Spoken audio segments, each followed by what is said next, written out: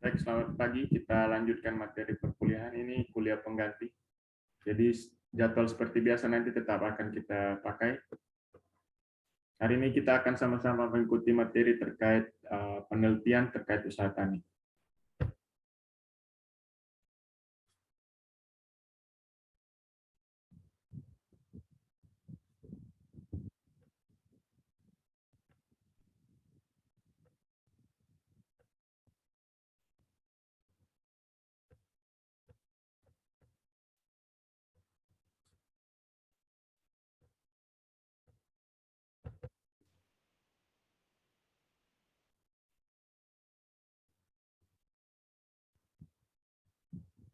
Bisa terlihat di layar kalian? Bisa, Pak. Bisa, Pak. Oke.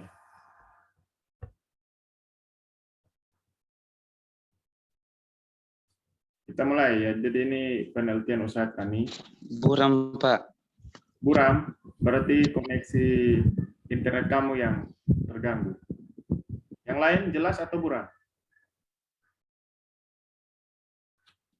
Jelas, Pak. Jadi terkait dengan penelitian usaha tani ini ada beberapa subbab. Yang pertama itu pentingnya penelitian usaha tani. Yang kedua kebutuhan dan kegunaan penelitian usaha tani. Yang ketiga pendekatan terhadap penelitian usaha tani. Yang keempat tahapan penelitian. Yang kelima sumber-sumber data dan cara pengumpulan data. Dan yang terakhir adalah metode penelitian. Sebenarnya ini adalah pengantar saja karena nanti di semester 6 atau semester 7 kalian akan memprogram mata kuliah terkait metodologi penelitian. Oke, jadi sebagai gambaran kenapa sih usaha tani ini penting dipelajari, terutama bagi mahasiswa studi agribisnis. Kita mulai. Tolong salah satu baca.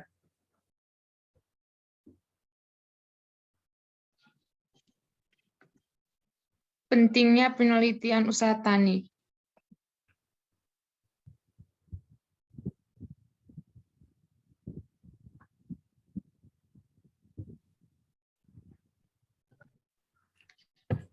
Pentingnya penelitian usaha. Lanjut. Pentingnya penelitian usaha tani. Pentingnya penelitian usaha tani adalah sebagai berikut. Yang pertama, menyediakan informasi yang dapat membantu petani dalam mengolah usahanya. Yang kedua, memberikan informasi kepada pemerintah mengenai petani dan pengolahan sehingga membantu di dalam perumusan kebijakan dan perencanaan pembangunan. Yang ketiga, untuk menentukan tingkat intervensi petugas pembangunan pertanian serta penetapan metode pelayanan. Yang keempat, untuk memperdalam dan mempertajam pemahaman terhadap usaha tani dan masalahnya. Yang kedua, arti penelitian. Yang pertama, suatu proses panjang di mana setiap penelitian bertujuan untuk menentukan sesuatu menjawab sesuatu pertanyaan dan mencari pemecah permasalahan yang dihadapi. Yang kedua, proses tersebut dilakukan dengan sistematis dan teliti serta menggunakan pendekatan ilmiah. Baik. Jadi yang pertama itu pentingnya penelitian usaha tani. Kenapa penelitian usaha tani itu penting? Poin pertamanya adalah menyediakan informasi yang dapat membantu petani dalam mengelola usaha taninya. Contohnya, petani harus tahu bagaimana penggunaan pupuk yang baik. Tahunya dari mana? Bisa menghubungi itu di bagian C, poin C, petugas pembangunan pertanian, contohnya penyuluh. Penyuluh itu ada penyuluh swakarya, ada penyuluh yang dari dinas. Yang berikut memberikan informasi kepada pemerintah dan pengelolaannya sehingga membantu dalam perumusan kebijakan. Jadi petani juga perlu memberi informasi kepada pemerintah. Informasi apa? Komoditi kami terserang hama. Kenapa hama itu bisa menyerang? Mungkin ada perubahan cuaca dan lain, sehingga pemerintah sebagai pihak yang bertanggung jawab dalam menjalankan pemerintahan dapat mengambil kebijakan-kebijakan tertentu guna mengatasi masalah, misalnya kekeringan, bisa diakali dengan pembuatan embung atau waduk, bendungan. Masalah-masalah di pertanian misalnya akses yang tidak lancar, bisa pemerintah alokasikan dana untuk buat jalan desa atau jalan ke kebun-kebun supaya komoditas atau hasil-hasil pertanian bisa diangkut. Yang berikut, usaha penelitian usaha tani itu juga bisa memberikan pemahaman kepada petani atau stakeholders bahwa komoditas yang baik, yang menguntungkan, yang sesuai dengan spesifik agroklimat lokasi tersebut apa. Jangan kita samaratakan setiap tempat itu sama, tidak. Karakteristik dari tiap tempat itu berbeda-beda. Yang berikut arti penelitian. Jadi penelitian itu proses panjang. Kenapa proses panjang? Ya, kita mulai dari menemukan apa itu masalah. Masalah yang ada di lokasi. Masalah lokasi apa? Kurangnya pemahaman petani terkait penggunaan pupuk organik, jadi lebih sering pakai pupuk kimia, sehingga lama-kelamaan akan menurunkan kualitas tanah, hama dan penyakit menjadi lebih resisten, lebih tahan terhadap tindakan-tindakan preventif atau obat-obat yang digunakan, sehingga populasi hama meningkat, yang mengganggu pada hasil panen, dan lain-lain.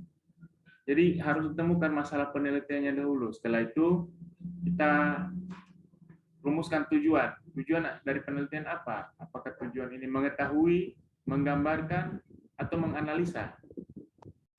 Sudah pernah baca skripsi-skripsi atau jurnal-jurnal, artikel?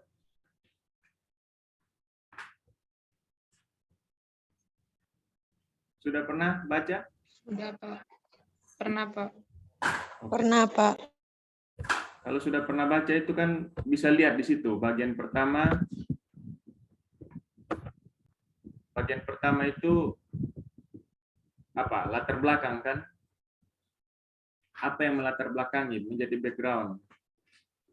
Yang kedua, apa sih manfaat atau tujuan dari penelitian ini? Yang ketiga,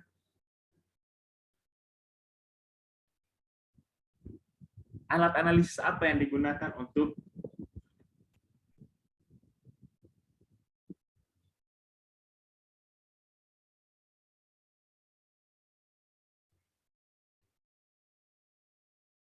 alat analisis apa yang bisa digunakan untuk menemukan atau menganalisis data-data yang sudah kita peroleh. Setelah itu kita bahas apa yang perlu kita bahas. Kenapa terjadinya masalah ini, hasil penelitian, hasil analisis kita apa, kita kaitkan dengan penelitian-penelitian sebelumnya atau teori-teori yang relevan. Dan kita ambil kesimpulan. Jadi itu proses yang lumayan panjang.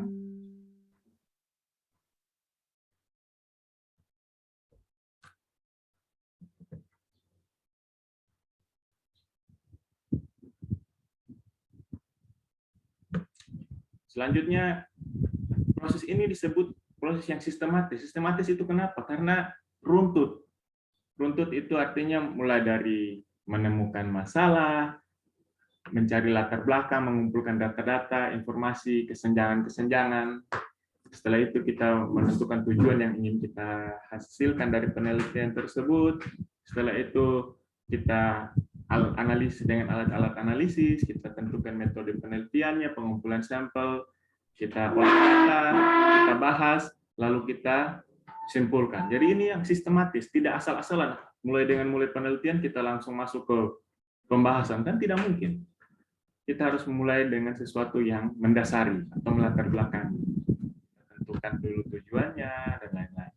Jadi disebut penelitian yang sistematis. Dan teliti. Teliti artinya tidak asal-asalan, harus diperiksa secara baik, diverifikasi lagi data-datanya, diperiksa, dibandingkan apakah data ini valid atau tidak.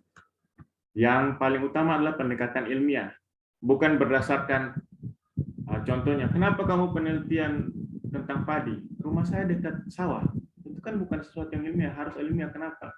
Saya meneliti tentang padi karena padi merupakan tanaman yang akan menghasilkan beras. Beras adalah makanan pokok sebagian besar masyarakat di lokasi penelitian saya, komoditas yang punya nilai jual tinggi, dan lain-lain. Jadi harus dijawab berdasarkan pendekatan ilmiah, berdasarkan teori, hasil penelitian, data, dan sebagainya. Bukan asal-asalan, kenapa penelitian beras? Saya suka makan beras, jadi saya mau penelitian padi. Di rumah saya dekat sawah.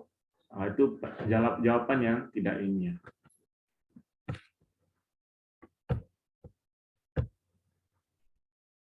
Yang berikut, tolong salah satu lagi baca.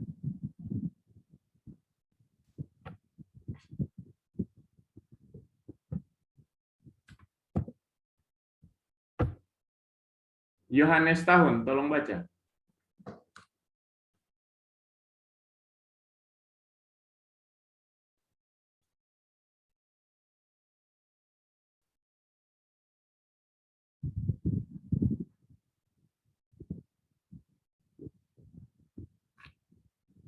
Halo.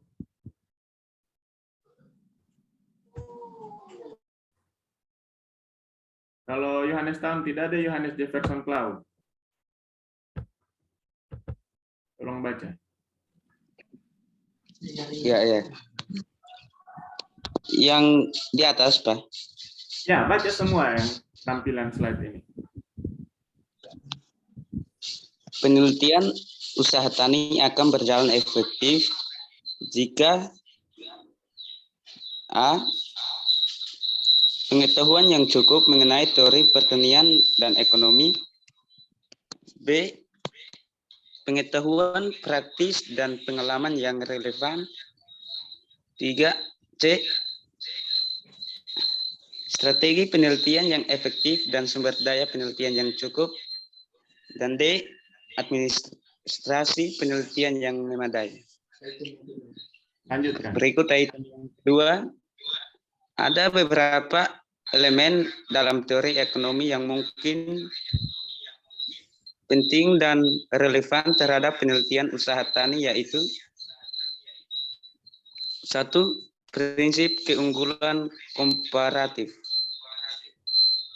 Keunggulan komparatif menjelaskan tentang lokasi produksi pertanian, berbagai jenis tanaman dan ternak dengan syarat berbeda harus diusahakan di daerah-daerah pada keadaan fisik dan sumber daya lainnya secara ekonomis sangat sesuai. 2. The law of diminishing return. Prinsip ini menjelaskan tingkat produksi yang terbaik dengan sumber daya yang terbatas. Baik. Sudah, Pak. Ya, terima kasih Yohanes Jefferson Cloud. Jadi, Ya, Pak. hal-hal yang mendukung penelitian itu berjalan efektif. Efektif artinya punya daya, punya efek, punya dampak. Yang pertama, pengetahuan yang cukup mengenai teori pertanian dan ekonomi. Jadi, kalian kalau mau peneliti, sebelum memprogramkan mata kuliah metodologi, kalian kan harus belajar mata kuliah ekonomi, pengantar, ekonomi produksi, mikro, makro, ekonometrik, statistik, dan lain-lain. Sehingga ketika kalian merumuskan penelitian atau memilih judul penelitian, mengangkat masalah-masalah yang ada di lokasi penelitian, harus berdasarkan teori, seperti yang saya bilang tadi, karena sistematis dan pendekatannya ilmiah. Pengetahuan praktis dan pengalaman relevan. Oleh karena itu, kalian diwajibkan turun dan melakukan penelitian, pengumpulan data di lapangan, sehingga mendapatkan pengalaman yang relevan. Ketika ada pertanyaan, kenapa kok di tempat lain begini, di tempat penelitian Anda hasilnya berbeda, Anda punya pengetahuan yang praktis dan pengalaman. Oh, karena budaya di sana seperti ini, seperti ini, sehingga ada beberapa kebiasaan adat istiadat yang tidak memungkinkan untuk melakukan hal-hal seperti yang ada di tempat berbeda. Strategi penelitian yang efektif dan sumber daya penelitian yang cukup. Jadi harus efektif. Contohnya, kalau kalian responden sampelnya 150 orang, kalau hanya satu orang yang pergi ambil data kan akan sangat lama dan membuang-buang biaya. Ajaklah beberapa teman, ajaklah saudara-saudari untuk sama-sama kumpul ambil data, briefing mereka, latih mereka untuk bertanya yang cepat dan lain-lain, sehingga pengumpulan data bisa diambil dengan efisien, dengan lebih cepat, dan juga tidak terlalu memakan banyak biaya. Setelah itu, administrasi penelitian yang memadai. Kalau mau turun ambil data, melakukan penelitian itu kan kita perlu urus izin. Jadi kita harus lakukan surat pengantar dari prodi menyatakan bahwa kalian akan melakukan penelitian, pengumpulan data dan lain-lain. Saya ada berikan tugas kalian untuk tiap kabupaten kan? Itu minggu depan baru Iya, Pak. dipresentasi. Ada yang sudah pergi ambil data? Ya, ini sepertinya Belum, Pak. belum. Silakan hubungi admin kampus, Pak Patra, untuk kalau mau pergi ketemu ke lokasi-lokasi dinas-dinasnya itu, kalian bawa ini ya, minta surat pengantar dari prodi, sehingga kalian itu secara resmi pergi, bukan asal-asalan pergi per individu, tidak. Harus membawa surat pengantar bahwa kami diberi tugas oleh dosen untuk melakukan praktikum pengambilan data, salah satunya terkait program-program unggulan pembangunan pertanian di masing-masing kabupaten. Ini surat kami dari kampus. Itu pergi ya. Biasanya saya minta minta mahasiswa hubungi Pak Patra untuk buat ini tugas praktikum. Jadi harus mengetahui kaprodi juga. Silakan tiap-tiap kelompok hubungi admin untuk buat surat pengantar praktikum. Oke. Yang berikut ada beberapa elemen dalam teori ekonomi. Yang pertama itu prinsip keunggulan komparatif. Itu sudah saya jelaskan pada pertemuan sebelumnya. Contohnya, jeruk keprok itu yang rasanya enak, manis itu jeruk keprok soeh. Kalau di Flores ada ubi nuwabosi, ada kopi dari Manggarai. Itu punya keunggulan komparatif karena hanya karakteristiknya ada di tempat itu. Keadaan fisiknya, sumber dayanya tidak bisa diduplikasi di tempat lain. Contohnya, yang tadi saya sebutkan jeruk keprok soe, apalagi kopi dari Manggarai, atau bagaimana Ustasia? Kopi Manggarai enak toh? Kalau minum tidak pakai gula enak ya? Enak, Pak. Enak ya. Ini orang Manggarai ini minum kopi kadang tidak pakai gula. Apalagi ubi dari Nuwabosi di Ende itu rasanya kayak keju. Kata orang yang suka makan ubi. Banyak karakteristik. Jadi salah satu elemen dan teori ekonomi itu namanya prinsip keunggulan komparatif atau comparative advantage principle. Yang kedua ada the law of diminishing return. Itu hukum kenaikan hasil yang semakin berkurang. Nanti akan kalian pelajari di ekonomi produksi. Saya hanya berikan gambaran. Jadi setiap penambahan satu satuan input akan meningkatkan outputnya berapa begitu. Sampai suatu saat dia optimal dan lama-kelamaan kalau tambah input lagi bukannya naik, dia semakin berkurang begitu. Yang berikut, yang nomor 3 ada namanya substitution effect. Jadi kalau kita ganti-ganti substitusi efek, misalnya sekarang kan harga BBM naik, akan berimbas pada kenaikan biaya atau harga-harga barang. Jadi contohnya ikan, karena menangkap ikan itu nelayan membutuhkan bahan bakar, harga ikan naik. Jadi untuk mencukupi kebutuhan protein, selain ikan, protein itu kita bisa akses dari mana? Telur. Telur. Apalagi? Yang murah, yang murah.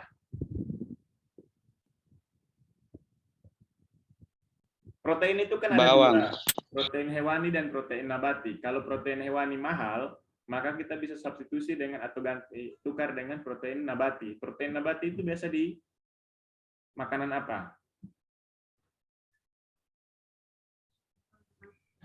Aduh, kalian tidak Susu. apa? Susu, Pak. Susu itu hewani juga. Dari sapi. Ya, susu sapi, yang tahu masuk susu sapi atau susu apa? Susu sapi, Pak. Susu sapi itu hewani juga. Pernah makan ini kah? Tahu tempe kah? Pernah makan tidak? Tahu tempe, Pak. Tahu tempe, itu tahu tempe. Pernah, Pak. Protein. Ini kalian sudah makan belum ini? Jangan sampai belum makan jadi saya tanya kok kayak lupa-lupa. Padahal saya lihat ini pemakan tahu tempe semua ini. Ini kalau gorengan sore-sore, tempe goreng, apa? Anak kos. Oh, jadi harusnya kalian harus akrab dengan tahu tempe, itu protein nabati. Itu substitusi. Jadi kalau harga daging mahal, ke ikan. Ikan mahal bisa ke telur. Kalau itu semua mahal, ya kita proteinnya bisa dari tahu atau tempe yang hewan nabati. Kalau sudah tidak bisa lagi ya makan rendang, makan soto, ayam geprek, itu bisa kan dalam bentuk mie instan toh? Yang berikut ada prinsip analisis biaya, farm expenditure, jadi pengeluaran biaya pertanian. Prinsip ini menjelaskan mengenai pengaturan harga, contohnya kalian mau beli usaha tani padi, beli bibit, beli pupuk, beli obat-obatan, biaya tenaga kerja, sewa mesin traktor, mesin pompa air, dan lain-lain. Dan setelah itu kalau dijual, hasilnya berapa, kita lihat analisis usaha taninya, selisihnya apakah menguntungkan atau tidak, analisis pendapatannya. Setelah itu ada prinsip yang berikut atau elemen penelitian yang berikut, namanya pemilihan cabang usaha. Ini namanya opportunity cost. Jadi satu lahan kan, kalau sudah tanam padi, tidak mungkin kita tanam jagung di atas. Jadi kita memilih mana yang lebih menguntungkan atau yang menghasilkan keuntungan optimum. Antonius Naikakin, tolong baca. Jadi yang tidak tampil di layar saya, wajahnya saya akan suruh. Antonio, silakan. Ya, Pak. Pemilihan cabang usaha. Prinsip ini menjelaskan bahwa pemilihan cabang usaha tani dipertimbangkan berdasarkan sumbangan yang diharapkan atau pendapatan bersih harus lebih besar dari biaya yang diluangkan.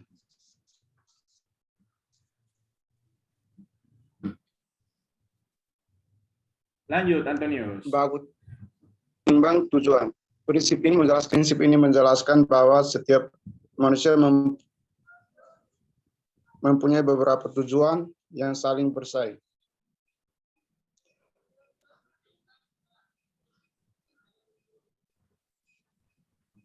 Pertentangan antara beberapa pilihan alternatif yang saling mendiadakan tidak dapat terjadi secara bersama-sama. Ada dua hal yang harus diperhatikan dalam menerapkan tujuh prinsip di atas. Dalam hubungannya dengan petani kecil, yaitu ketidakpastian yang akan mempengaruhi pendapatan seperti iklim, HPT, perkembangan harga, keragaman teknologi baru, politik, sosial, dan sebagainya. Sehingga penelitian harus menyadari hal dalam hal ini.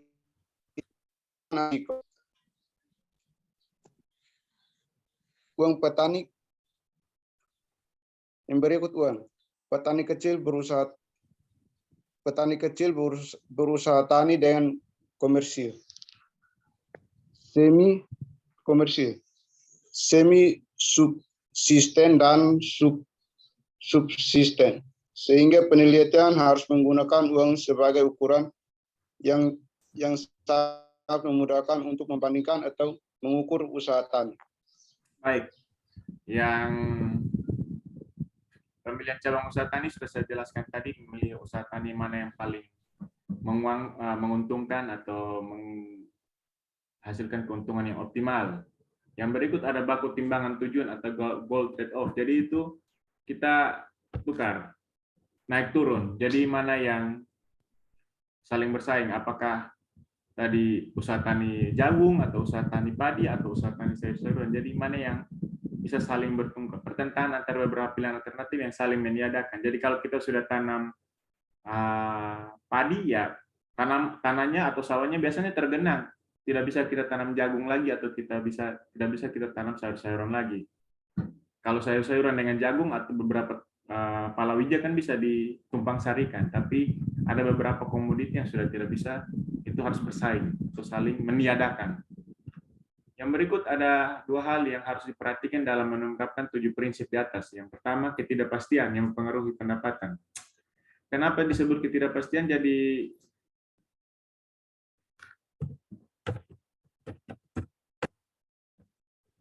ada hal-hal yang namanya force major. Force major itu di luar kuasa kita. Contohnya iklim,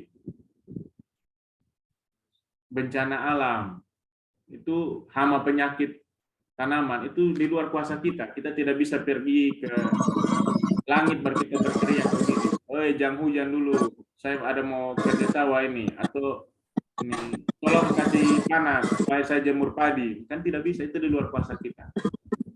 Nama penyakit tidak mungkin kita pergi omong dengan belalang. Belalang, kamu jangan ke sawah saya ya. Mario Prisiano Steva, tolong mikrofon kamu dinonaktifkan. Sama terkait hal penyakit, atau kita pergi ke penyakit bilang. Maaf Pak, suaranya kurang jelas. Suara saya kurang jelas. Halo, bisa dengar suara saya? Bisa, Pak.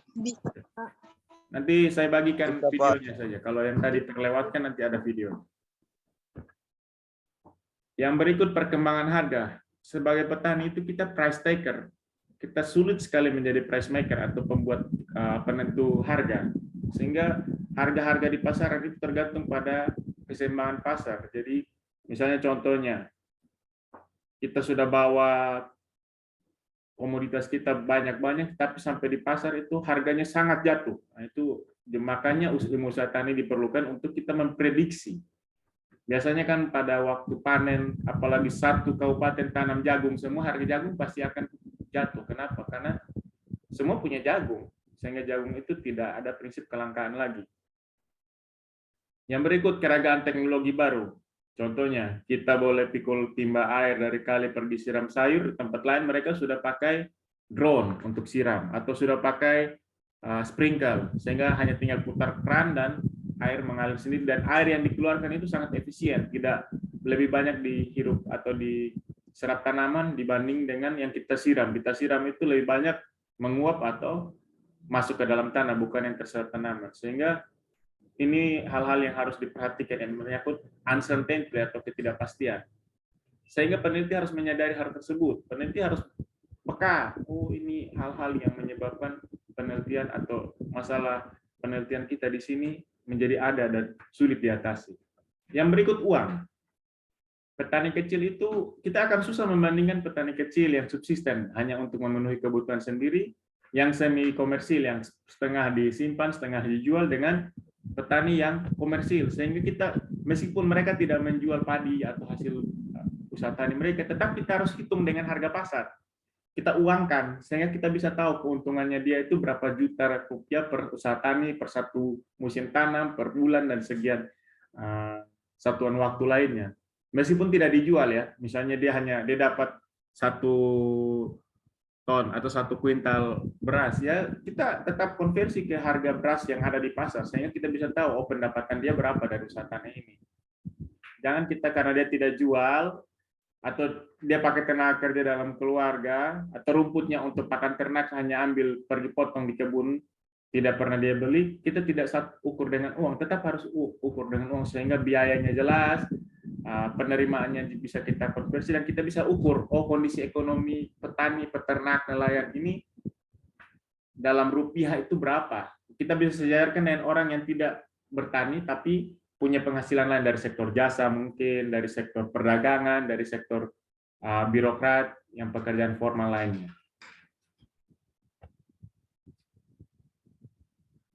Agustinus Naivio, tolong baca.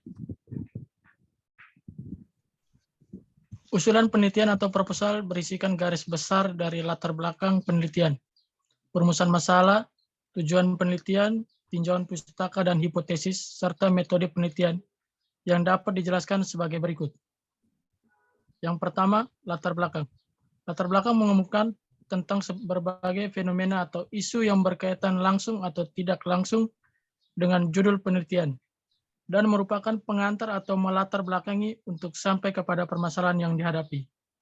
Yang kedua, tujuan penelitian. Sesuai informasi yang ingin diperoleh untuk dapat menjawab permasalahan yang telah dirumuskan sebelumnya. Yang ketiga, kerangka teoritis atau tinjauan pustaka. Menjelaskan berbagai kemungkinan teori yang dapat digali dari buku-buku teks atau hasil penelitian yang ada untuk menjawab tujuan yang telah ditetapkan. Yang keempat, hipotesis. Jawaban sementara yang didasarkan kepada pendekatan teori merupakan penghubung antara masalah, tahap pengumpulan data, dan analisis data. Yang kelima, perumusan masalah. Bertujuan untuk memspesifikasikan tujuan penelitian. Sudah, Pak. Baik, ini bagian-bagian yang ada dalam proposal. Jadi sebelum melakukan penelitian kita perlu buat proposal. Proposal itu sebagai acuan penelitian kita apa? Nah, harus ada latar belakang, tujuan, kerangka teoritis. Biasanya ini berdasarkan tinjauan pustaka, penelitian-penelitian terdahulu atau buku-buku yang relevan menjadi acuan kita. Hipotesis juga sementara ya, kita bisa bilang saya menduga semakin luas lahan pertanian akan meningkatkan produksi sehingga berdampak pada penerimaan usaha tani. Ya itu dugaan kita, belum tentu di lokasi begitu. Jangan sampai lahannya luas tapi sebagian besar tadi hal-hal yang tidak bisa kita prediksi karena curah hujan kecil, karena serangan hama penyakit, ada teknologi baru dan lain-lain sehingga mungkin saya tidak sesuai teori itu. Yang berikut ada namanya perumusan masalah.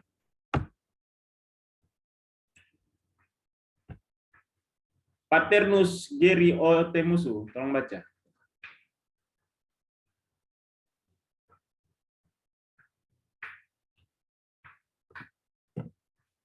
Paternus, silakan.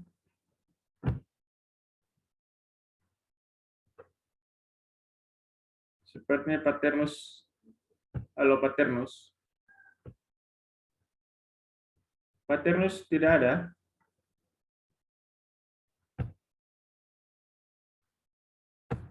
Oke, Paternus tidak ikut kuliah sepertinya ini.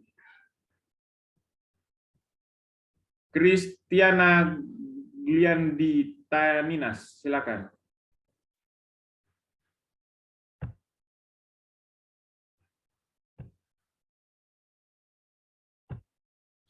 Silakan Kristiana Taminas. Pemilihan metode penelitian. Yang pertama, penelitian yang bersifat menjelajah atau eksploratorius bertujuan untuk memperdalam pengetahuan mengenai gejala tertentu.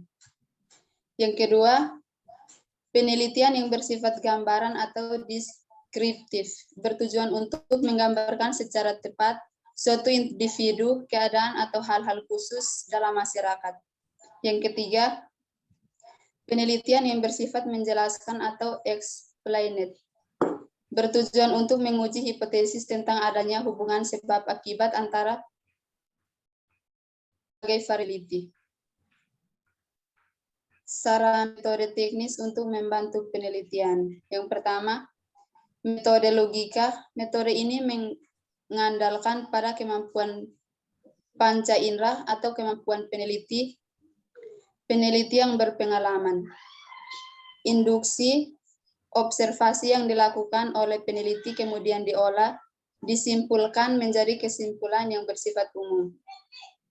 Deduksi, observasi pada kesimpulan umum kemudian diterapkan ke dalam kenyataan konkret. Margarita Lite, tolong baca.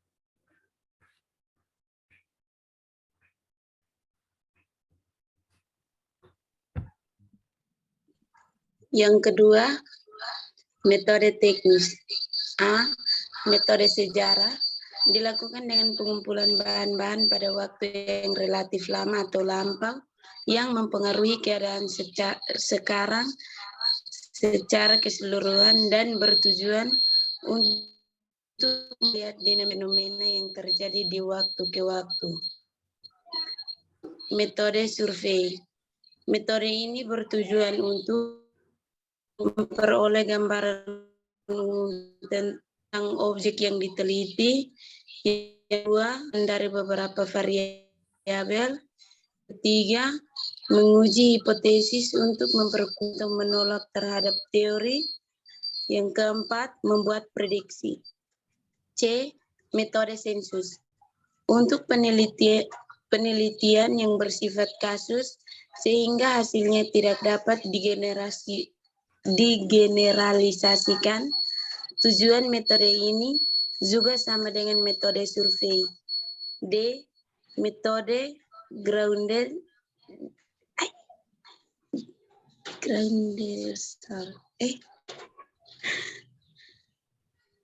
Metode groundesial. Metode ini didasarkan pada pengumpulan fakta yang dianalisis dengan analisis perbandingan, kemudian membuat generalisasi empiris untuk menentukan konsep dan mengembangkan teori. Metode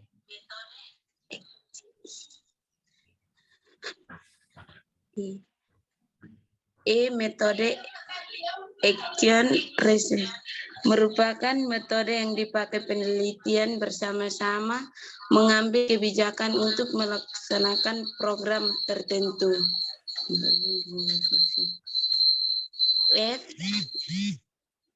Metode eksperimen. Metode ini banyak digunakan untuk penelitian dasar seperti pertanian, biologi, teknik, dan lain-lain. Baik.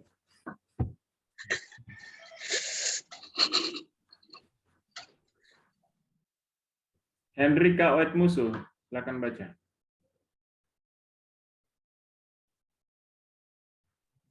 Kebutuhan dan kegunaan penelitian usaha tani. A. Rekomendasi untuk petani kecil. Penyediaan teknologi baru dan pemberian informasi pasar yang memadai dan tepat sasaran atau sesuai kebutuhan petani. B. Evaluasi proyek. Setiap usulan proyek harus dinilai apakah manfaat yang diperoleh melebihi biayanya. C. Perencanaan di sini adalah perencanaan pada sumber daya yang tersedia bagi petani selama kurun waktu perencanaan. D. Kebijaksanaan pertanian. Sebagai perincian oleh pemerintah mengenai ketentuan peraturan yang harus ditaati dalam penyelenggaraan pertanian. Yang pertama, kebijaksanaan bagi hasil. Yang kedua, hak atas tanah dan air. Yang ketiga, harga dan pengaturan pasar. Yang keempat, pengawasan terhadap hama dan penyakit. Yang kelima, ekspor dan kesejahteraan buruh. Yang keenam, pemberian kredit dan tingkat bunga. Pembangunan desa. Pembangunan desa mencakup pendapatan, kesehatan, pendidikan, kebudayaan, dan